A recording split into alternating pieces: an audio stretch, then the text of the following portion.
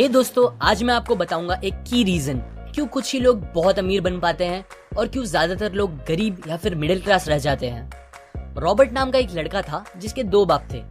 अब आप कुछ गलत मत समझिए, पहला उसका खुद का था पर दूसरा उसके दोस्त का बाप था जिसे वो अपना मुंह बोला बाप मानता था। पहले वाले ने पीएचडी की थी पर दूसरे ने कभी 8th भी पास नहीं की थी। दोनों बहुत ही स्मार्ट और हार्डवर्किंग थे पर दोनों की सोच बहुत ही अलग थी और दोनों रॉबर्ट को अलग अलग बातें सिखाते थे। पहला बाप बोलता था कि पैसा सारे फसाद की जड़ है, पर दूसरा बोलता था कि पैसा ना होना सारे फसाद की जड़ है। पहला रॉबर्ट को हमेशा महंगी चीजों के बारे में सोचने से मना करता था और कहता था कि वो हमारी हैसियत के बाहर है। दूसरा उसे कहता था कि वो सोचे और अलग अलग रास्ते ढूंढे जिससे वो सारी महंगी चीजें खरीद सके। ये करने से उसका दिमाग तेज होगा और नए आइडियाज भी मिलेंगे। पहला उसे कहता खूब मेहनत कर, अच्छे से पढ़ लिख ताकि तुझे बड़ी कंपनी में नौकरी लगे और तू बड़ा इंसान बन पाए। दूसरा कहता था तू खूब पढ़ मेहनत कर पर खुद की कंपनी खोल ताकि तू खूब सारी नौकरियां लोगों को दे पाए। रॉबर्ट के पास एक एडवांटेज था, उसने अपने दोनों बापों को अपनी अलग अलग सोच के साथ बढ़ते और उनकी तरक्की देखी। उसने अपना दिमाग लगाया और अपने दूसरे बाप की बातें मानी और फॉलो की, जो कि बाद में मायामी फ्लोरिडा का सबसे अमीर इंसान बना और उसकी सिखाई बातों से उसने खुद करोड़ों कमाए, जबकि उसका पहला बाप जिंदगी भर गरीब रह गया। सबसे इंपॉर्टेंट बातों में से एक बात जो रॉबर्ट ने अपने अमीर बाप से सीखी वो थी फाइनेंशियल लिटरेसी, जिसका मतलब है एसेट्स और लायबिलिटीज के बीच का डिफरेंस जानना। अब आप गौर से सुनिए, ये नॉर्मल कॉमर्स में सिखाए गए मीनिंग से थोड़ा अलग है। रॉबर्ट ने काफी इजी शब्दों में उसका मीनिंग बताया है, जो कि कुछ ऐसा है। एसेट्स कोई भी वो चीज होती है जो आपको पैसे बना के दे या फिर आपके जेब में पैसे डाले, और लायबिलिटीज वो चीजें होती है जो आपके जेब से पैसे ले ले या आपके पैसे खत्म करे। अमीर लोग इसीलिए अमीर होते हैं बिकॉज वो अपने एसेट्स बनाते हैं, जबकि मिडिल क्लास लोग बस लायबिलिटीज पे खर्च करते हैं। मिसाल के तौर पर रमेश और सुरेश नाम के 2 दोस्त थे। दोनों सेम पोजीशन और सेम सैलरी पे काम करते थे। जब भी उन्हें सैलरी मिलती, रमेश अपनी सैलरी से नए कपड़े, नए गैजेट्स, नया फोन, बाइक या कार ऐसी चीजें खरीदता था जो उसे अमीर जैसा फील कराती थी।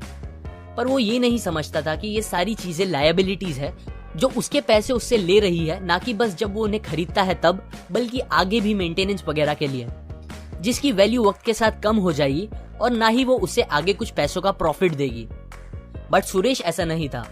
वो ये सारी चीजें नहीं खरीदता था जब तक कि उसके लिए बहुत जरूरी ना हो वो चीज खरीदना।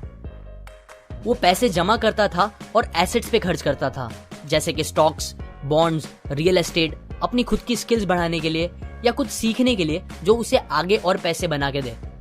2 साल बाद सुरेश करोड़पति बन गया, जबकि रमेश वैसे का वैसा अपनी कम सैलरी को कोसता रह गया और कहता था कम सैलरी उसके मिडिल क्लास होने का रीजन है। एक गरीब इंसान का कैश फ्लो कुछ इस तरह होता है। उसे पैसे मिलते हैं और फिर वो पैसे उसकी जरूरी खर्चों में खत्म हो जाते हैं। एक मिडिल क्लास का कैश फ्लो थोड़ा सा अलग होता है। उसे पैसे मिलते हैं, वो पैसे जरूरी खर्चों और लायबिलिटीज में खत्म कर देता है। इसीलिए मिडिल क्लास और गरीब में ज्यादा फर्क नहीं है। मोस्टली मिडिल क्लास लोगों को लगता है उनका घर उनका एसेट है, पर ऐसा नहीं है। आपका घर आपको पैसे बना के नहीं देता अनलेस आप उसको भाड़े पे दो, जबकि अमीर लोगों का कैश फ्लो ऐसा होता है। उन्हें पैसे मिलते हैं, वो उस पैसों से अपने एसेट्स बनाते हैं पहले और फिर उससे बने पैसों से खर्चा करते हैं। इसीलिए वो अमीर होते जाते हैं क्योंकि उनके इनकम के सोर्स बढ़ते जाते हैं।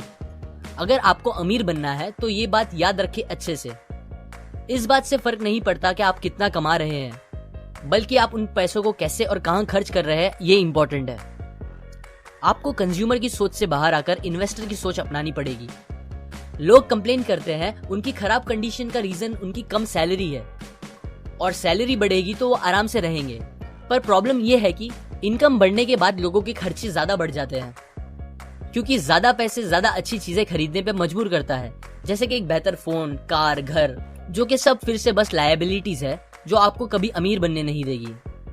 ये बातें मैंने रॉबर्ट कियोसाकी की book rich dad poor dad से पढ़ी है, जो वो पहली बुक थी जिसने मेरी सोच चेंज की और बेहतर बनाई। अगर आपको ये बातें अच्छी लगी तो लाइक करें, अपने व्यूज कमेंट करें और फाइनली सब्सक्राइब करें। मैं आपको ऐसी काम की बातें जो मैंने दुनिया के कुछ सबसे समझदार लोगों से सीखी है शेयर करूंगा, जो आपको सक्सेसफुल बनने में मदद करेगी। और आखिर में थैंक्स फॉर वॉचिंग।